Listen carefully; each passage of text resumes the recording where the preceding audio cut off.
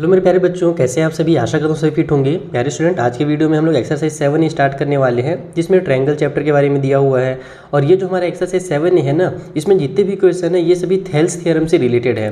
Thales चाचा ने एक थ्योरम बताया था जिसे बेसिक प्रोपोर्शनलिटी थ्योरम भी कहा जाता है। बेसिक सा थ्योरम है, मैं भी आपको समझा देता हूँ। उन्होंने ये बताया था कि किसी भी ट्रायंगल में अगर कोई हम लोग एक लाइन बनाते हैं और वो लाइन थर्ड साइड के क्या हो, जैसे कि मान लो ऐसे लाइन बना रहे हैं तो इस वाले साइड के क्या है, ये पैरेलल है, तो उस कंडीशन में इधर वाले साइड और इधर वाला जो साइड होगा ना, इन दोनों का रेशियो आपस में इक्वल होगा। यानी कि हम लोग AD और DB को अगर डिवाइड करें, यानी कि इसका रेशियो निकालें, और AE और EC को अगर डिवाइड करके उसका रेशियो निकालें, तो दोनों आपस में इक्वल आएगा। ऐसा थेल्स चाचा ने बताया था और उसका ही अपने को पूरा यूज़ करके इन क्वेश्चंस को सॉल्व करना है। बाकी हमेशा की तरह मैं जो आगे की वीडियोज़ बनाऊंगा उसका लिंक आपको नीचे डिस्क्रिप्शन में मिल जाएगा और ऊपर आई बटन में मिल जाएगा। तो चलिए स्टार्ट करते हैं और पहले क्वेश्चन को पढ़ते हैं। यहाँ पर हमसे बोला जा रहा है कि D और E जो है पॉइंट्स है साइड AB और AC के। ठीक है, ये देखो D और E हमके दो पॉइंट दिए हुए हैं, एक AB के ऊपर है और एक AC के ऊपर है। और ये इस तरीके से इस ट्रायंगल में कि हमारा DE और BC आपस में पैरेलल है, ये लाइन और ये लाइन पैरेलल है, यानी कि यहाँ पर थेल्स थ्योरम काम करेगा। अब हमसे 3 क्वेश्चन यहाँ, अच्छा 4 क्वेश्चन हमसे पूछे गए हैं। पहला हम बोल रहा है कि अगर AD इक्वल टू 3.6 सेंटीमीटर हो, AB का 10 सेंटीमीटर हो, AE 4.5 सेंटीमीटर हो, तो EC फाइंड कीजिए और AC फाइंड कीजिए। EC ये वाला और AC ऊपर से लेकर के नीचे तक। कैसे फाइंड करना है आइए मैं आपको कॉपी में समझा देता हूँ। क्वेश्चन को सॉल्व करने से पहले मैं चाहता हूं कि आपके कुछ कॉन्सेप्ट जो है मैं जल्दी से क्लियर करा दूं। तो सबसे पहले समझो कि थेल्स थ्योरम, जिसे हमने बेसिक प्रोपोर्शनलिटी थ्योरम कहते हैं, इसमें होता क्या क्या चीज़ें हैं। तो हमने जैसे कि आपको बताया कि अगर किसी भी ट्रायंगल में हमने एक लाइन ड्रॉ किया जो कि किसी साइड के क्या हो, आपस में पैरेलल हो, तो फिर यहाँ पर हमारा जो प्रोपोर्शन होता है ना, वो आपस में इक्वल हो जाता है। तो 3 प्रोपोर्शनल हमारे पास बनेंगे, 3 कंडीशन बनेंगे। जैसे पहले तो मैंने आपको समझा ही दिया कि हमारे पास जो AD होगा उसको डिवाइड भी अगर DB से करते हैं तो वो इक्वल होगा इधर वाले AE डिवाइड बाई EC के। ठीक है, ये हमारा पहला कंडीशन होगा। इसका भी यूज़ करना है अपने को क्वेश्चंस में, इसीलिए मैं आपको समझाते जा रहा हूँ। सेकंड कंडीशन क्या होता है कि अगर अपन पूरा AB को, यानी कि पूरा कंप्लीट एक साइड AB को अगर डिवाइड देते हैं अपन DB से, ठीक है, इस तरीके से, तो ये जो होगा इधर वाले कंप्लीट यानी AC डिवाइड बाई EC के बराबर होगा। इस तरीके से इसका भी रेशियो निकलेगा। तीसरा और एक चीज़ और यहाँ पर कंडीशन फुलफिल हो रहा है कि अगर अपन इस वाले AD को डिवाइड देते हैं पूरा कंप्लीट AB से, देखो क्या हो रहा है, AD ये यहाँ से यहाँ तक, इसको अगर कंप्लीट हम लोग यहाँ से यहाँ तक डिवाइड देते हैं, जिससे हमने पहले क्या किया, कंप्लीट वाले से डिवाइड दिया DB को, उसी तरीके से अब इसको जो हम लोग AB से डिवाइड देंगे। तो AD डिवाइड बाई अगर AB करते हैं तो ये भी क्या होगा हमारे पास, इधर वाले के यानी कि AE के और डिवाइड बाई कंप्लीट यानी कि AC के बराबर होगा। तो ये 3 कंडीशंस आपको याद रखने हैं कि इस तरीके से थेल्स थ्योरम वर्क करता है और तीनों कंडीशंस का अपने को यूज़ करना है। ओके, अब आते हैं अपन क्वेश्चन के पास और क्वेश्चन को सॉल्व करते हैं।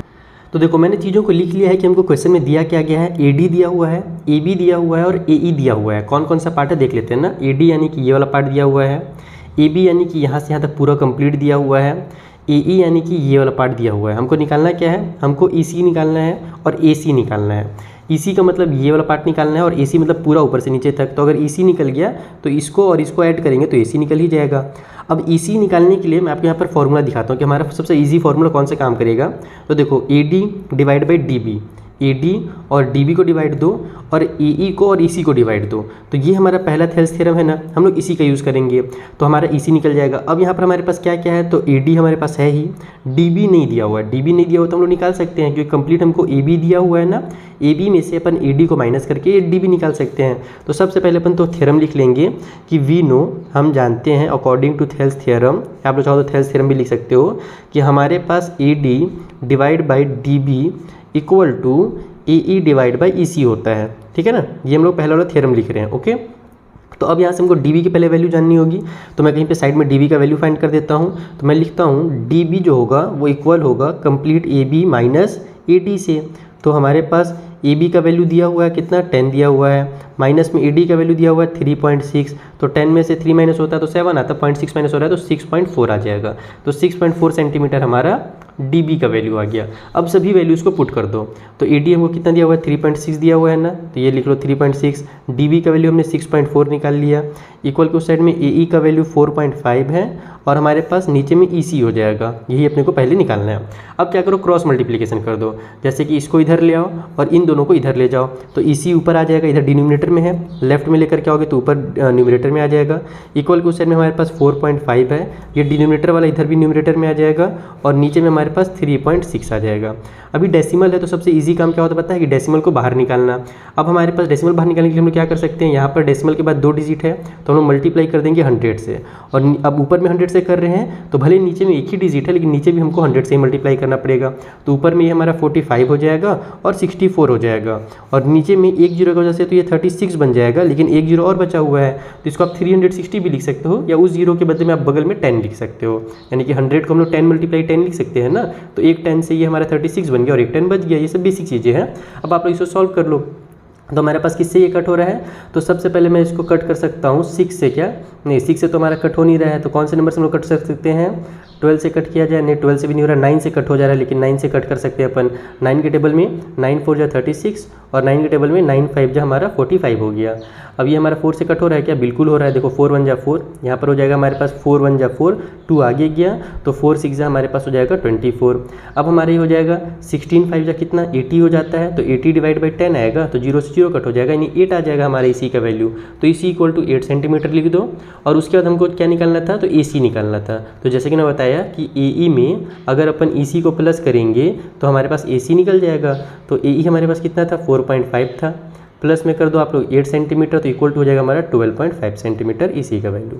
तो ये पहला आंसर निकल गया और यहाँ पर आपका दूसरा आंसर निकल गया। तो इस तरीके से आपको क्वेश्चंस को सॉल्व करना है। पहला क्वेश्चन था इसलिए मैं आपको बहुत ज़्यादा डिटेल में बताया है, एकदम आराम से बताया है ताकि आपको कॉन्सेप्ट क्लियर हो सके। अब आगे क्वेश्चन को हम लोग थोड़ी सी स्पीड में सॉल्व करेंगे, और अगर आपको कुछ डाउट रहे तो आप अपना जो डाउट हमसे इंस्टाग्राम टेलीग्राम के थ्रू पूछ सकते हो, उनका लिंक आपको मैंने डिस्क्रिप्शन बॉक्स में प्रोवाइड करा रखा है। तो देखो थर्ड वाले में हमको फाइंड क्या करना है, हमें फाइंड करना है AD, ये वाला लाइन। हमको AB का वैल्यू दिया हुआ है कंप्लीट, AC का कंप्लीट वैल्यू दिया हुआ है और EC का वैल्यू दिया हुआ है। हमने आपको एक थ्योरम क्या बताया था अभी कि अगर हमारे पास AD डिवाइड बाई AB करते हैं, देखो AD निकालना है ना, तो अब दिमाग लगाओ कि AD वाला थ्योरम कौन सा था हमारे पास। तो हमने बताया था आपको कि AD डिवाइड बाई AB अगर किया जाए तो वो इक्वल होता है इधर के AE डिवाइड बाई AC के। ये हमने आपको थ्योरम बताया था, बेसिक वाला एकदम। तो अब यहाँ पर हमारे पास देखते हैं कि इसमें से क्या क्या चीज़ें हैं। तो AB है, AC है ना, हमारे पास AE नहीं है, तो हम लोग AE को फाइंड कर सकते हैं। कैसे फाइंड कर सकते हैं, हमें कंप्लीट AC का वैल्यू दिया हुआ है और हमारे पास EC का वैल्यू दिया हुआ है। हम लोग कंप्लीट में से EC को माइनस करेंगे तो AE निकल जाएगा। तो यहाँ पर हम लोग लिखेंगे अगर अपने को AE निकालना है तो हम लोग AC में से माइनस कर देते हैं EC को। तो AC का वैल्यू कितना भैया 11.9 है, माइनस कर दो 5.1 को, तो ये हो जाएगा हमारे पास 6.8 आ जाएगा। तो 6.8 सेंटीमीटर AE का वैल्यू आ गया। चलो सबका वैल्यू पुट कर दो, तो ये हो जाएगा AB का वैल्यू हमारे पास हो जाएगा 13.3, इक्वल के उस साइड में AE का वैल्यू हमने निकाल लिया 6.8 डिवाइड बाई AC का वैल्यू अपने को पहले से दिया हुआ है 11.9। अब ये हमारे पास ट्रांसफर हो जाएगा, तो AD इक्वल टू हो जाएगा हमारा, चलो 6.8 ही लिखते हैं पहले, उसके बाद फिर उसको कन्वर्ट करेंगे। मल्टीप्लाई में 13.3 आ गया और डिवाइड बाई में 11.9 आ गया। तो अब यहाँ से हमारे पास हो जाएगा ये AD इक्वल टू, देखो ये पूरा 68 बन जाएगा जब मैं 100 से मल्टीप्लाई करूँगा तो, और ये मेरा 113 पूरा हो जाएगा। नीचे में हमारे पास ये बन जाएगा 119 और एक जीरो बचा रहेगा तो उसको मैं अलग से 10 करके लिख देता हूँ। अब मेरे किससे कट हो रहा है, तो मुझे दिख रहा है 17 से कट हो रहा है। 17 4 जा 17 7 जा, उसके बाद फिर अब ये 7 से जाएगा, 7 1 जा 7, ये भी हो गया 7 1 जा 7, 6 बचेगा तो आगे जाकर 63 बना देगा, तो 7 9 जा हमारा 63 हो गया। अब 19 4 जा हमारे पास 76 डिवाइड बाई में 10 हो रहा है, तो इक्वल टू हो जाएगा ये हमारा 7.6 सेंटीमीटर। तो देखा आपने कितना आसान था इसे फाइंड करना। तो बस आपको ये तीनों जो मैंने आपको रूल बताया है ना बेसिक प्रोपोर्शनलिटी वाले, बस वो अपने दिमाग में आप पुट कर लो, आपके सारे क्वेश्चन इजीली सॉल्व होंगे। चलिए अगले क्वेश्चन को बनाया जाए। तो देखो यहाँ पर थर्ड वाले में हमसे एक रेशियो दिया हुआ है, AD डिवाइड बाई DB दिया हुआ है। देखो AD डिवाइड बाई DB, इसका वैल्यू दिया हुआ है हमको 4/7, साथ ही AC का वैल्यू यानी कि यहाँ से यहाँ तक का वैल्यू दिया हुआ है। हमसे बोल रहा है AE का वैल्यू फाइंड कीजिए, ये वाले का वैल्यू फाइंड कीजिए। तो डायरेक्ट तो फॉर्मूला वैसा कुछ नहीं मिल रहा है हमें कि हम लोग डायरेक्ट यहाँ पर AE वाला फॉर्मूला लगा दें, क्योंकि हम लोग जानते हैं कि अगर हमारे पास AD डिवाइड बाई DB हो तो वो हमारा क्या होता है फॉर्मूला, AD डिवाइड बाई, अगर DB हमको दिया हुआ हो तो वो होता है हमारे पास AE डिवाइड बाई EC, ये हमारा फॉर्मूला होता है। तो अब हमारे पास ये वाले वैल्यूज़ तो दिए हुए हैं नहीं, लेकिन अगर ये और ये पार्ट हमारे आपस में इक्वल हैं तो इसका मतलब क्या हुआ कि जो हमें AD बटा DB का वैल्यू दिया हुआ था और AE बटा EC का जो वैल्यू दिया हुआ था वो दोनों आपस में 4/7 ही होंगे, क्योंकि हमको पता है ना कि ये और ये रेशियो जो होते हैं आपस में इक्वल होते हैं, तो इसका वैल्यू भी इतना ही होगा। अब देखो एक ट्रिक आपको मैं सिखाता हूँ कि जब कभी भी इस टाइप से क्वेश्चन फंसे जहाँ पर हमारे पास जो फॉर्मूला है अगर वो हमारे काम नहीं आ रहे हैं, थ्योरम वगैरह काम नहीं आ रहे, तो उसको हम लोग अपने काम का कैसे बना सकते हैं। हम लोग यहाँ देखो AE और EC तो नहीं पता हमको, AE का और EC का वैल्यू नहीं पता, लेकिन हमको EC का वैल्यू पता है ना, कंप्लीट AC का वैल्यू पता है। तो अगर मैं AE में EC प्लस कर दूँ तो मेरा क्या निकल जाएगा, EC निकल जाएगा ना। तो अब मुझे डायरेक्ट मैं यहाँ पर तो ऊपर में प्लस कर नहीं सकता हूँ, तो इसका एक तरीका ये होता है कि आप दोनों साइड 1 ऐड करो। देखो इसको मैं आपको एकदम बेसिक समझाता हूँ, ऐड 1 ऑन बोथ साइड, ठीक है। हम लोग दोनों तरफ क्या कर रहे हैं, 1 ऐड कर रहे हैं। तो इससे फ़ायदा क्या होगा आपको समझना है ना, बहुत ही मज़ेदार तरीका है ये, ट्रिक बहुत ही मज़ेदार काम करता है।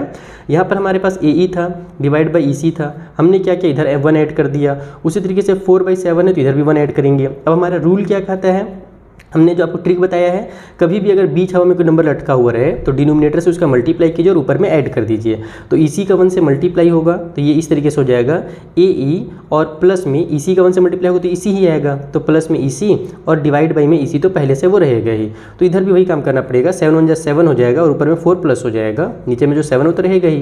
तो अब इससे फ़ायदा क्या हुआ, इससे फ़ायदा ये हुआ कि AE और EC मिल करके, देखो AE और EC मिल करके मेरा कंप्लीट AC बना लिए, जो कि हमारे पास दिया हुआ था जिसका वैल्यू। तो ये हमारा फ़ायदा होगा। यहाँ पर अपन ऊपर में AC लिखेंगे, नीचे में अपन EC लिख देंगे, इक्वल के उस साइड में 11/7 आ गया। अब देखो यहाँ से मेरा EC का वैल्यू निकल जाएगा, और अगर EC का वैल्यू निकल गया तो मेरा AE का भी वैल्यू निकल जाएगा।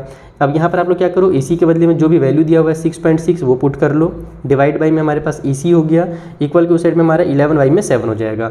EC को उधर ले जाओ, इन सभी को इधर ले आओ, तो 6.6 पहले से है, 7 इधर आकर के मल्टीप्लाई में हो जाएगा, 11 इधर आकर के डिवाइड में हो जाएगा, इक्वल के उस साइड में हमारा EC पहुँच गया जब हमने क्रॉस मल्टीप्लाई किया। तो अब ये हमारे पास, अगर आप इसको डेसिमल में नहीं सॉल्व करना चाहते हो तो इसको 66 × 7 लिख दो, तो ऊपर में हमने 10 से मल्टीप्लाई किया तब तो ये 66 बनाना, तो नीचे भी आप लोग 10 से मल्टीप्लाई कर दो। तो 11 के टेबल में हमारा 6 टाइम पे हो जाएगा, उसके बाद 6 7 जा हमारे पास 42 हो गया, 42 को 10 से डिवाइड देंगे तो 4.2 आ गया EC का वैल्यू। अगर EC का वैल्यू निकल गया है तो हम लोग क्या जानते हैं कि हमारा AE अगर निकालना हो हमको तो हम लोग कंप्लीट AC में से, यानी कि AE निकालने के लिए पूरे AC में से EC को माइनस कर देंगे। तो यहाँ -2 EC कर दो, तो हमारा AC कितना है भैया 6.6 है, माइनस कर दो 4.2, तो हमारा आंसर कितना निकल करके आ जाएगा, 6 में से 2 माइनस हुआ तो 4, 6 में से 4 माइनस हुआ तो 2, यानी कि 2.4 आ गया हमारा AE का वैल्यू। तो ये वाली ट्रिक्स भी आपको आने चाहिए एग्जाम में, क्योंकि टाइम हमारे पास ज़्यादा नहीं रहता है ना, तो जल्दी से दिमाग चलाना है। और दिमाग कब चलेगा, जब आप प्रैक्टिस करोगे बहुत सारे क्वेश्चन का, और यहाँ पर बहुत सारे आगे भी क्वेश्चन दिए हुए हैं, तो इस टाइप से जहाँ पर जरूरत पड़ेगा ट्रिक वगैरह का वहाँ पर मैं ट्रिक अप्लाई करूँगा, ताकि आपका कॉन्सेप्ट भी क्लियर है, ट्रिक भी पता रहे, ताकि एग्जाम में टाइम बच सके और नंबर भी पूरे आ सके। तो ये हमारा 3rd क्वेश्चन कंप्लीट होता है। चलिए 4th क्वेश्चन बनाते हैं, पहला पार्ट। सो देखो जो हमारा 4th क्वेश्चन है उसमें क्या क्या दिया हुआ है, तो AD बटा AB का वैल्यू दिया हुआ है और EC का वैल्यू हमको दिया हुआ है। हमें फाइंड करना है AE, यानी कि ये वाला पार्ट फाइंड करना है। हम लोग को फॉर्मूला क्या पता है, थ्योरम क्या पता है कि AD बटा AB, यानी AD डिवाइड बाई, अगर AB कंप्लीट रहे तो अपन AE डिवाइड बाई AC कर सकते हैं, ये अपने को पता है। इसका मतलब क्या हुआ कि इसका वैल्यू हमको पता है ना, ये दोनों आपस में इक्वल हैं, तो अगर ये वाला का वैल्यू दिया हुआ है तो इसका भी वैल्यू दिया हुआ है, दोनों का वैल्यू कितना हो जाएगा 8/15 हो जाएगा। बस इसी का यूज़ करेंगे, लिख लो यहाँ पर AE divide by AC equal को साइड में 8 डिवाइड बाई 15 कर लो। अब देखो हमको AC का वैल्यू तो पता है नहीं, लेकिन ये जो कंप्लीट AC है उसको अपन 2 पार्ट में डिवाइड कर सकते हैं, एक हमारा AE हो जाएगा और एक हमारा EC हो जाएगा। तो वही काम करो आप यहाँ पर, AE की जगह पर AE लिखो, AC के बदले में AE और प्लस में EC लिख दो, इक्वल के उस साइड में हमारे पास 8 डिवाइड बाई 15 हो गया। अब हम लोग क्या कर सकते हैं, तो यहाँ पर हमारे पास EC का तो वैल्यू हमको पता है ना, EC का वैल्यू 3.5 दिया हुआ है, तो इसके बदले में आप लोग 3.5 लिख लो, ये हो जाएगा हमारा AE डिवाइड बाई में AE प्लस में 3.5 इक्वल के उस साइड में 8 डिवाइड बाई 15। अब अपने को AE का वैल्यू निकालना है, तो डायरेक्ट तो अपन इसको सॉल्व कर नहीं सकते, डायरेक्ट 3.5 को ट्रांसफर कर नहीं सकते, ये दोनों आपस में जुड़े हुए हैं प्लस के साइन के साथ, इसलिए दोनों को इधर ट्रांसफर कर देंगे। तो दोनों को जब मैं ट्रांसफर करूँगा यहाँ पर, तो देखो ये 15 को मैं इधर ले आता हूँ, तो 15 का AE से मल्टीप्लाई होकर के 15 AE हो जाएगा, इक्वल के उस साइड में 8 का AE से मल्टीप्लाई होगा तो 8 AE आ जाएगा हमारे पास, और साथ ही साथ 8 का 3.5 से ही मल्टीप्लाई होगा तो इसका आंसर जो 28 आ जाएगा, 8 का जब 3.5 से मल्टीप्लाई कीजिएगा तब। अब आप लोग क्या करो, AE को एक साइड कर लो, तो ये हो जाएगा हमारे पास 15 AE और माइनस के साथ हो जाएगा हमारा 8 AE, क्योंकि उधर प्लस में था तो इधर आकर के माइनस हो गया। इक्वल के उस साइड में हमारा 28 हो गया, तो यहाँ से हमारे पास हो जाएगा 7 AE, है ना। 15 में से 8 माइनस हो तो इक्वल के उस साइड में 28 आ गया। तो AE का जो वैल्यू है ये हो जाएगा 28 divide by 7। It means AE equal to 7 4 जो 28 होता है तो 4 आ जाएगा, यानी कि 4 सेंटीमीटर, क्योंकि ये सभी जो हमको है ना सेंटीमीटर में दिए हुए थे। तो इस तरीके से आप लोग बस फॉर्मूला का यूज़ करते जाना है, और जितना ज़्यादा प्रैक्टिस करोगे ना उतना ज़्यादा आपको समझ में आएगा कि काम को कैसे ईजी करना है। बाकी बहुत सारे तरीके होते हैं मैथ को सॉल्व करने के, और भी अगर कोई मेथड आपको पता हो तो मुझे कमेंट बॉक्स में बता सकते हो जो इससे भी ईजी हो। तो जो अगला क्वेश्चन उसे सॉल्व करते हैं, question number 2। So question number 2 में भी वही चीज़ें होंगी, थेल्स थ्योरम ही यूज़ होगा। बस यहाँ पर हमको एक्स वाई जेड यानी कि वेरिएबल वगैरह दिया हुआ है, यहाँ पर डायरेक्ट नंबर दिया हुआ था, इसमें एक्स वाई करके दिया हुआ है। जैसे देखो AD का वैल्यू x दिया हुआ है, DB का वैल्यू x-2 दिया हुआ है, AE का वैल्यू x+2 और EC का वैल्यू x-1 दिया हुआ है। ठीक है, हमको क्या करना है, यहाँ पर से भी x की वैल्यू निकालनी है, दूसरे वाले में भी x की वैल्यू निकालनी है, तीसरे वाले में भी x की वैल्यू निकालनी है। बस हमको जो इनका साइड का जो वैल्यू है वो चेंज कर दिया गया है, और जो जहाँ पर आपको x दिख रहा है ना वहाँ पर से आपको बस x का वैल्यू निकाल लेना है। कैसे निकालेंगे ये और ज़्यादा ईजी होता है, ये समझते हैं कॉपी में। तो देखो यहाँ पर हमने सारे जो वैल्यूज़ दिए हुए हैं वो हमने उतार लिए हैं। देन हमारे पास ट्रायंगल भी हमने बना लिया है, ताकि जब भी मैं थेल्स थ्योरम यूज़ करूँ तो आपको समझ में आ जाए कौन सा थ्योरम यूज़ कर रहा हूँ। तो सबसे पहले तो हमको पता है AD डिवाइड बाई DB, देखो AD और DB का वैल्यू दिया हुआ है, और AE डिवाइड बाई EC जो होते हैं आपस में इक्वल होते हैं, और यही हमको दिए हुए हैं। तो मैं यहाँ पे लिखूँगा अकॉर्डिंग टू थेल्स थ्योरम। आप लोग एग्जाम में जो है ना यहाँ पर थेल्स थ्योरम वर्ड यूज़ जरूर कीजिएगा, फिर बेसिक प्रोपोर्शनलिटी थ्योरम जो भी आपको लिखना हो। मैं डायरेक्ट इसलिए बना रहा हूँ क्योंकि आपका भी टाइम बचे और मेरा भी टाइम बचे। यहाँ पर हो जाएगा डिवाइड बाई में हमारा DB इक्वल के उस साइड में हो जाएगा AE डिवाइड बाई में EC। ओके, अब हम लोग वैल्यूज़ को पुट करते हैं। AD के बदले में x लिख दो, DB के बदले में x-2 लिख दो, इक्वल के उस साइड में AE के बदले में x+2 लिखो, और EC के बदले में x-1 लिख दो।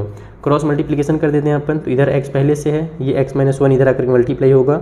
इस साइड x+2 पहले से है, ये x-2 इधर जाकर के मल्टीप्लाई होगा। x से मल्टीप्लाई हो तो x² आ गया, और माइनस में x आ जाएगा। इधर x से मल्टीप्लाई हो तो x² आ गया, x का -2 से हुआ तो -2x, 2 का +x से हुआ तो +2x, और ये हो जाएगा प्लस माइनस का 4। ओके, अब हम लोग क्या कर सकते हैं, तो इधर भी x² है, इधर भी x² है, दोनों को पहले तो उड़ा दो आप लोग। साफ सब कट हो रहा है, क्योंकि देखो ये प्लस वाला इधर आकर के माइनस हो जाएगा तो कट हो ही जाएगा।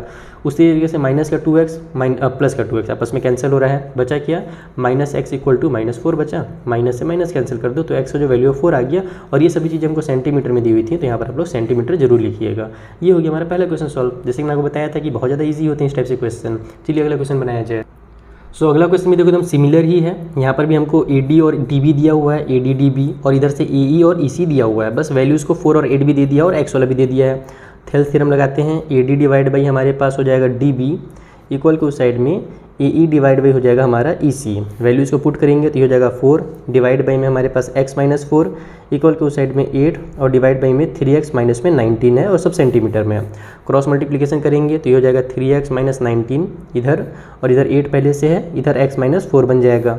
4 3 जो हो जाएगा हमारे पास 12x, 19 4 जो हो जाएगा हमारा 76, ये हो जाएगा हमारे पास 8x, और 8 4 जो हो जाएगा हमारे पास 32 प्लस माइनस ये साइन।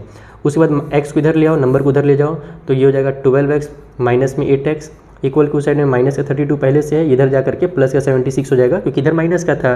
तो अब यहाँ पर से हमारे पास हो जाएगा ये 4x इक्वल टू हो जाएगा 6 में से 2 माइनस हुआ तो 4, 7 में से 3 माइनस हुआ तो 4। सो x इक्वल टू हो जाएगा हमारा 44 divide by 4। It means x का जो वैल्यू है यहाँ से वो 11 सेंटीमीटर आ जाएगा। तो इस तरीके से हमारा सेकेंड क्वेश्चन भी बहुत ईजिली सॉल्व हो जाता है।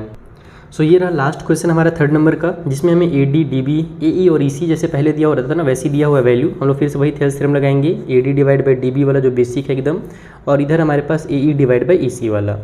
AD का वैल्यू कितना भैया, तो 7x - 4 है। नीचे में DB का वैल्यू हमारे पास 3x + 4 है, इक्वल के उस साइड में हमारे पास हो जाएगा 5x - 2, एक सेकेंड, हाँ सही लिख रहा हूँ, 5x - 2, और EC का वैल्यू जो हमारे पास वो 3x है।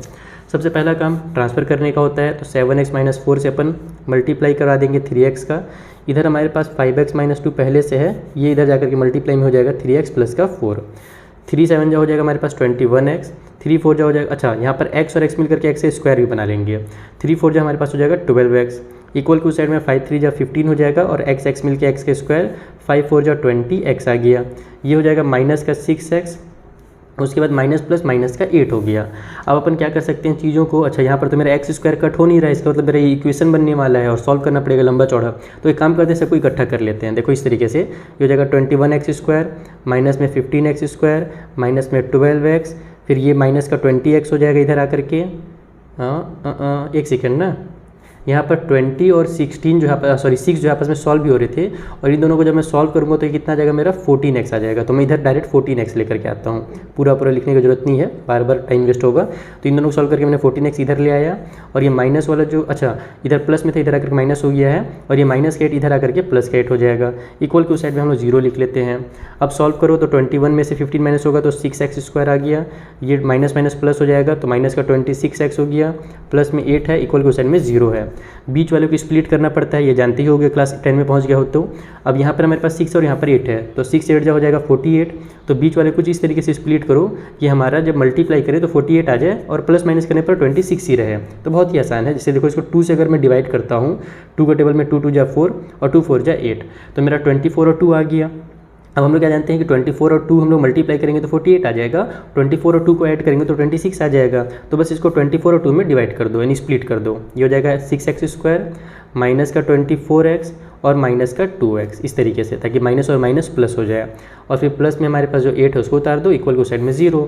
इन दोनों में से क्या कॉमन मिल रहा है, तो दोनों में से x भी कॉमन मिल रहा है और 6 भी कॉमन मिल रहा है। तो 6x को बाहर निकाल लेंगे तो बचेगा क्या हमारे पास, यहाँ पर x बचेगा और यहाँ पर -4 बचेगा। ठीक है, उसके बाद इन दोनों में से हमारे पास -2 कॉमन मिल रहा है, तो -2 बाहर निकाल लो, तो यहाँ पर भी x -4 हो जाएगा, क्योंकि माइनस माइनस प्लस 2 4 जा 8 होता है। तो x -4 आ गया, तो यहाँ पर लिखो आप लोग x -4, और इधर हमारे पास हो जाएगा 6x माइनस में 2 इक्वल को साइड में 0।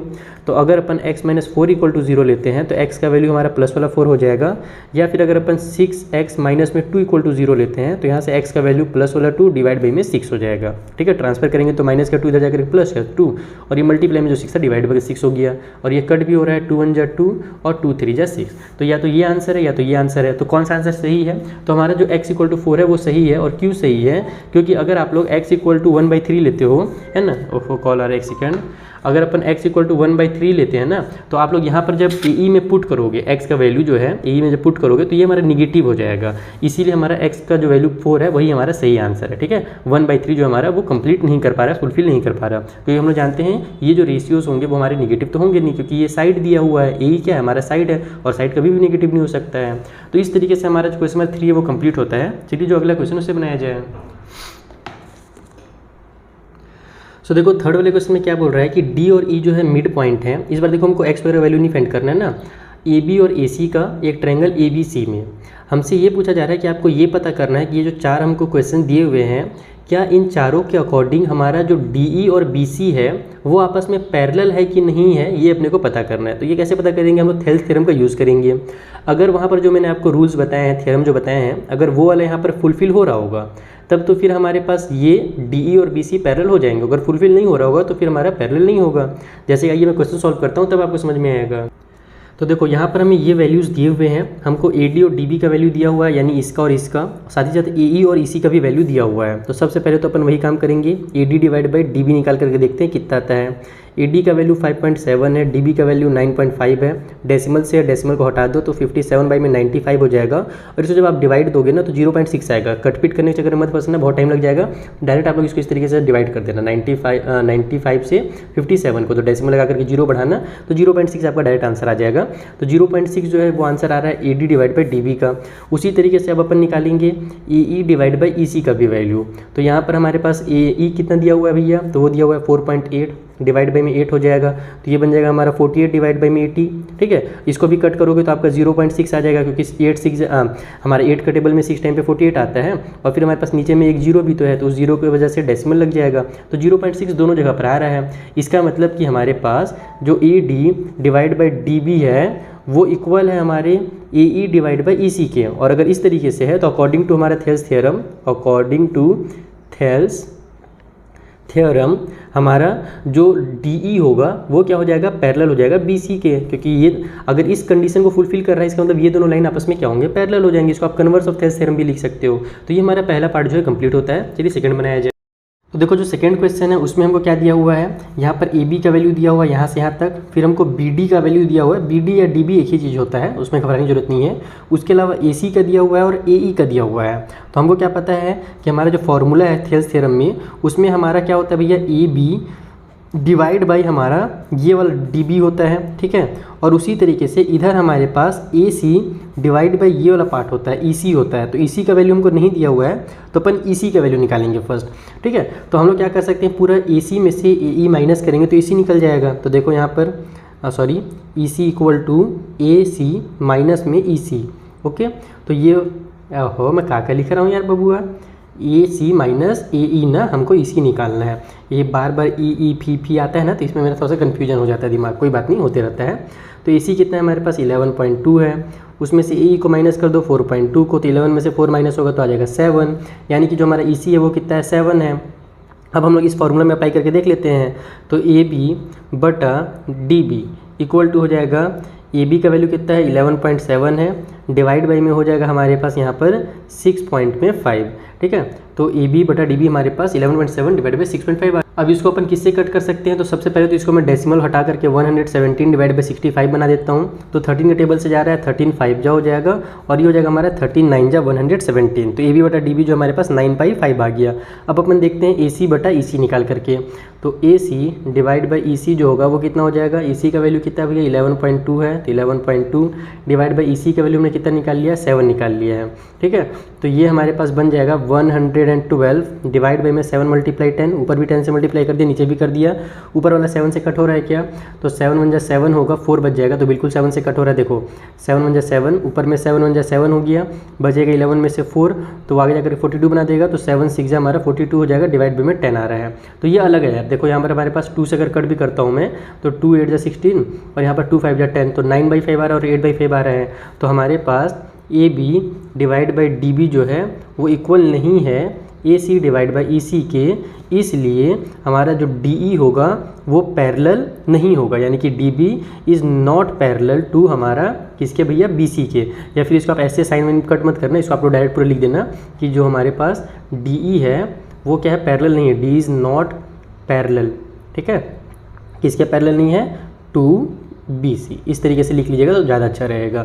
ये वाला साइन ऐसे हम लोग कट कर सकते हैं, लेकिन पैरेलल वाला को कट ऐसे करना सही नहीं रहता है, ठीक है। तो ये हो गया हमारा क्वेश्चन नंबर सेकंड भी कंप्लीट। आइए थर्ड क्वेश्चन बनाया जाए। तो देखो यहाँ पर से हम लोग को फिर से वही ए बी ए डी वगैरह का वैल्यू दिया हुआ है, लेकिन डायरेक्ट फार्मूला में काम नहीं आ रहा है, क्योंकि हमको फार्मूला क्या पता है कि हमारा A B divide by D B होता है equal to A C divide by E C के। तो ए सी ई सी का वैल्यू दिया हुआ है, लेकिन डी बी का वैल्यू नहीं दिया हो, तो डी बी का वैल्यू निकाल लेते हैं। ए डी दिया हुआ है ना, तो देखो यहाँ पर डी बी इक्वल टू क्या होगा, तो पूरा ए बी में से अगर मैं ए डी को माइनस कर देता हूँ तो मेरा डी बी निकल जाएगा। तो ए बी कितना है मेरे पास 10.8 है, माइनस ए डी कर दो जो कि 6.3 है, तो ये हो जाएगा 8 में से 3 माइनस हुआ तो 5, 10 में से 6 माइनस हुआ तो 4, यानी कि 4.5 आ जाएगा डी बी का वैल्यू, ठीक। अब अपन इसको सॉल्व करते हैं। तो A B divide by D B कितना निकल कर क्या रहा है भैया, ए बी का वैल्यू है 10.8, डी बी का वैल्यू हमने निकाला 4.5, यानी कि 108 डिवाइड बाई में 45 आ गया। तो ये हमारा 9 से कट हो रहा है, बिल्कुल हो रहा है, देखो 9 5 जा हो जाएगा, ऊपर 9 1 जा 9 हुआ, 2 आगे गया तो 9, एक सेकेंड, 9 1 जा 9 हुआ, अरे यार 9 से कट क्या नहीं हो रहा है, होना तो चाहिए, अच्छा 1 आगे जाएगा ना, वही तो मैं सोचूँ। 9 1 जा 9 हुआ, 10 में से 1 आगे गया तो 18 बन गया, तो 9 2 जा 18 हो जाएगा। अब तो कट हो नहीं रहा है, 12/5 आ गया। इसको देख लेते हैं, ए सी डिवाइड बाई ई सी निकाल करके कितना होता है। तो ए सी का वैल्यू है 9.6 और ई सी का वैल्यू है 4, यानी कि ये हो जाएगा हमारे पास 96 डिवाइड बाई 4 मल्टीप्लाई में 10, ओके। तो अब ये हो जाएगा हमारा 4 1 जा 4, ऊपर में 4 2 जा 8 हो रहा है, और उसके बाद फिर हमारे पास 1 आगे जाएगा तो ये बन जाएगा हमारे पास 16, तो हमारे पास 4 4 जा हो जाएगा 16, नीचे में हमारा 10 है।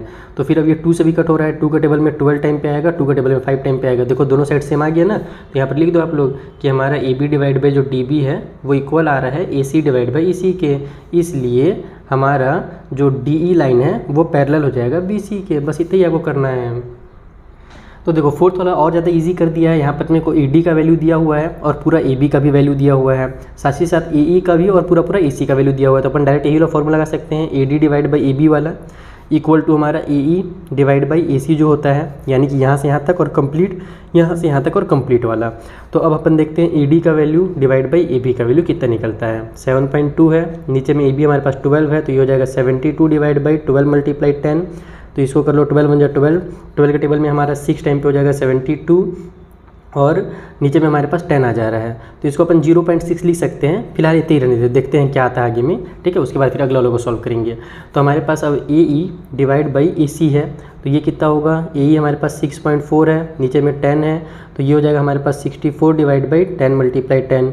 तो अगर मैं इसको कट करता हूँ तो 6 तो आने वाला है नहीं, यानी कि अलग अलग ही आएगा, इतना कंफर्म हो गया। चलो इसको मैं डेसिमल में कन्वर्ट ही कर देता हूँ। देखो यहाँ पर ये 0.6 आ जाएगा, ठीक है। और यहाँ पर हमारे पास नीचे में 2 जीरो है, इसका मतलब कि ये हमारे पास 64 के बाद जो है ना हमारा यहाँ पर लग जाएगा, क्योंकि 2 जीरो की वजह से राइट साइड्स के 2 डिजिट के बाद डेसिमल लगता है, तो 0.64 हो जाएगा और ये 0.6 हो जा रहा है। तो इसका मतलब कि हमारा दोनों अलग अलग है, तो लिख देंगे हम लोग AD डिवाइड बाई जो AB है वो इक्वल नहीं आ रहा है AE डिवाइड बाई AC के, इसलिए हमारा यहाँ पर फिर से जो DE होगा वो नॉट पैरेलल होगा। तो इज़ नॉट पैरेलल टू किसके, BC के, लास्ट वाले साइड के। ये हो गया हमारा क्वेश्चन नंबर 3 कंप्लीट। चारों पार्ट हमने आपको करा दिए, कुछ डाउट हो तो पूछिएगा, डिस्क्रिप्शन में लिंक दिया हुआ टैली और इंस्टा का। अब हम लोग चलते हैं 4th वाले क्वेश्चन में, जहाँ पर क्वेश्चन 1999 में आ चुके हैं। चलिए देखते हैं कौन से क्वेश्चन आए थे 1999 में। सो देखो जो 4th वाला क्वेश्चन है वहाँ पर हम लोग को एंगल को बाइसेक्ट करके दिया हुआ है। इसका मतलब यहाँ पर एंगल का बाइसेक्टर वाला जो थ्योरम है वो यूज़ करेंगे अपन, और एंगल बाइसेक्टर थ्योरम जो है ना थेल्स थ्योरम की तरह ही होता है। मैं आपको समझा दूंगा, चिंता मत करो।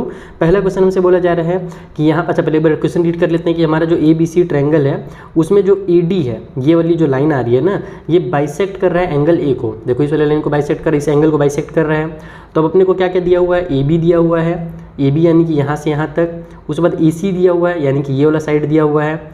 BD यानी कि यहाँ से यहाँ तक दिया हुआ है। अपने को DC फाइंड करना है, यानी ये वाला साइड अपने को फाइंड करना है।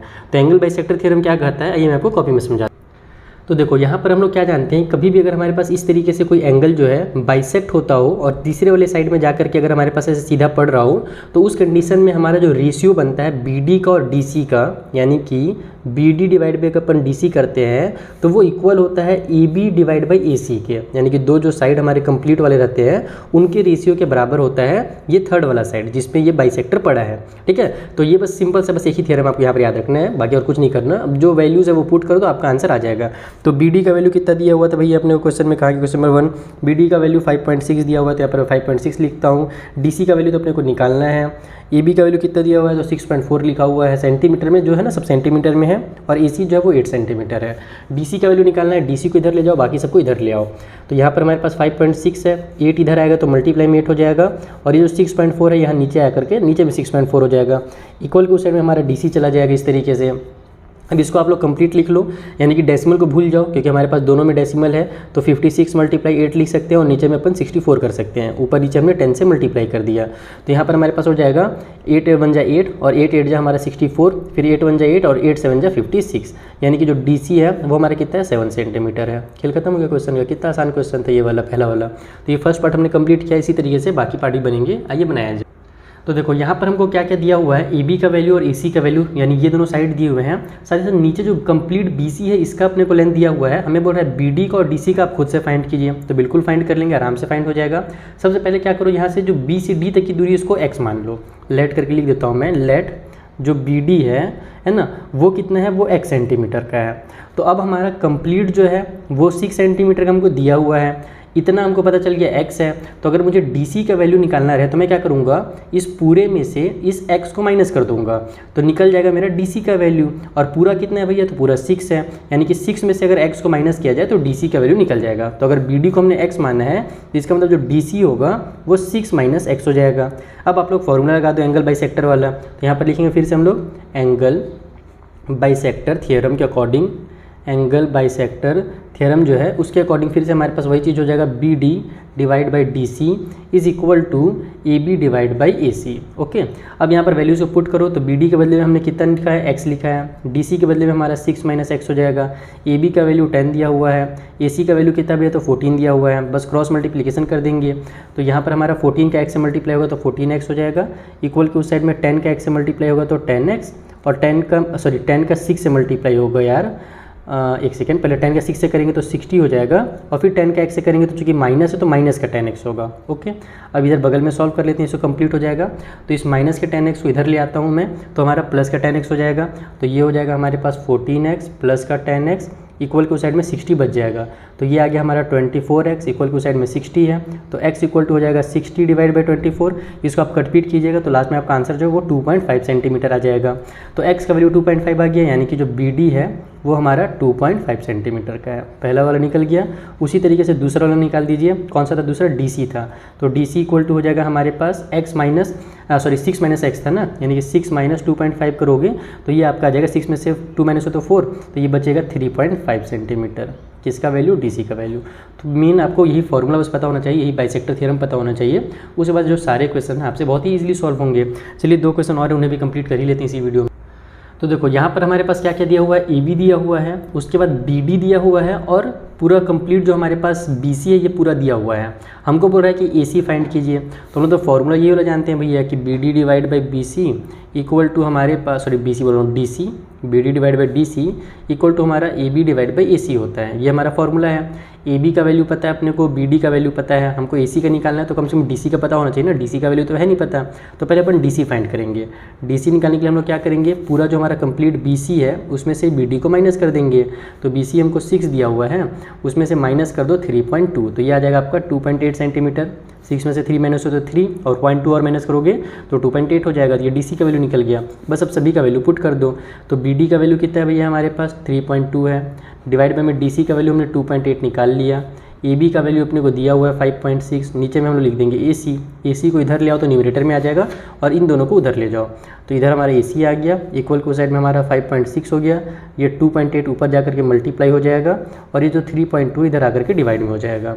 तो यहाँ से हमारा हो जाएगा AC इक्वल टू, मैं सबको यहाँ पर क्या करता हूँ, जो डेसिमल हटा देता हूँ, इसका 56 हो जाएगा, और यहाँ पे 28 हो जाएगा। 10 का मल्टीप्लाई कर दिया, यानी 100 का, नीचे में हमारा 32 हो जाएगा, और एक 10 बच जाएगा ना, क्योंकि हम लोग यहाँ ऊपर में 100 से किया तो नीचे भी 100 से करना पड़ेगा। तो नीचे में उस 10 को हम लोग अलग से लिख देते हैं। अब इसको कट करते हैं, तो किससे कट हो रहा है, हमारे पास 8 से कट हो रहा है। 8 के टेबल में हमारे पास 8 4 जा हो जाएगा ये, ठीक है, 8 4 जा 32, और यहाँ पर हमारे पास हो जाएगा 80 7 56, यानी कि 8 7 जा 56। उसके बाद 4 से जा रहा है हमारे पास, 4 के टेबल में 4 1 जा 4, 4 7 जा हमारे पास हो जाएगा 28, तो 7 7 जा हो गया 49 डिवाइड बाई 10 इक्वल टू आ गया हमारा 4.9 सेंटीमीटर इज़ द आंसर। तो ये हो गया हमारा थर्ड क्वेश्चन। लास्ट क्वेश्चन बचा हुआ है जो कि CBSE 1999 में आ चुका है, जब हम लोग पैदा भी नहीं हुए थे। मैं पैदा हो गया था, आप लोग नहीं हुए होंगे, तो उस ज़माने का क्वेश्चन है। चलिए उसे भी सॉल्व कर लेते हैं। तो देखो यहाँ पर हमें लास्ट वाले क्वेश्चन में बोल रहा है AB का वैल्यू है, AC का वैल्यू है, DC का वैल्यू है, आपको पूरे BC का वैल्यू निकालना है। तो पहले अपन क्या करेंगे, BD का वैल्यू निकाल देंगे, फिर BD और DC को प्लस करेंगे तो BC का वैल्यू निकल जाएगा। फॉर्मूला लगाया जाए, BD divide by DC equal to AB divide by AC। तो यहाँ से हमारे पास BD का वैल्यू कितना है भैया, अच्छा वही तो नहीं है, वो तो निकालना है।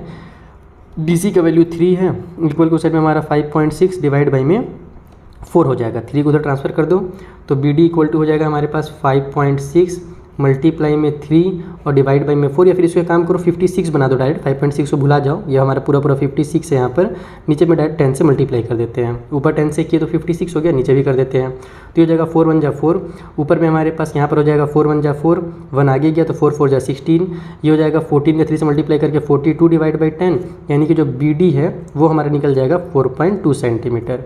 BD का वैल्यू निकल गया। अब अपन जानते हैं जो BC है वो निकालने के लिए अपन BD प्लस DC कर सकते हैं। तो यहाँ पर BD का वैल्यू 4.2 है और DC का वैल्यू कितना था, 3 था, यानी कि जो कंप्लीट हमारा निकल करके आएगा वो 7.2 सेंटीमीटर निकल करके आ जाएगा। तो इस तरीके से आपके जो चारों के चारों क्वेश्चन हमने कंप्लीट करा दिए। आई होप आपको बहुत अच्छे समझ में आ गया होगा, एंगल बाइसेक्टर थ्योरम भी आ गया होगा, थेल्स थ्योरम भी आ गया होगा। अब मिलते हैं बच्चों लोग नेक्स्ट वीडियो में, जहाँ पर जो आगे क्वेश्चन है, क्वेश्चन नंबर 5 से आगे, उनको मैं एकदम डिटेल में इसी तरीके से समझाऊंगा, और उनका लिंक आपको पता है ऊपर आई बटन में और नीचे डिस्क्रिप्शन बॉक्स में मिल जाएगा। साथ ही आपके सामने 2 विंडो पे होंगे, लेफ्ट वाले में क्लिक करोगे तो इस चैप्टर का आपको सारे वीडियोस मिल जाएंगे। चलिए मिलते हैं नेक्स्ट वीडियो में, तब तक के लिए थैंक यू वंस अगेन।